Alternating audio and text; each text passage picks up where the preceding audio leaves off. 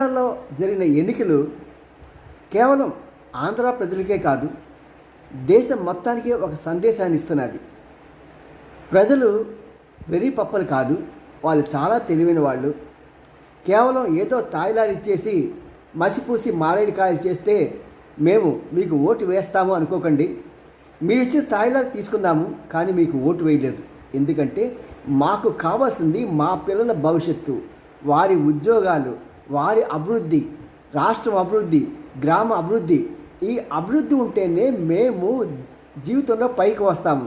కాబట్టి రాష్ట్రం మొత్తానికి, దేశం మొత్తానికి వాళ్ళు చెప్తున్న సందేశం ఏంటంటే కేవలం పథకాలతోనే కాదు కాలం గడిపేది, అభివృద్ధి కావాలి, ప్రజల్లో ఉద్యోగాలు కావాలి. ఉద్యోగాలు కావాలి అంటే ఇండస్ట్రీస్ రావాలి. అలా చేస్తేనే రాష్ట్రం బాగుపడుతుంది.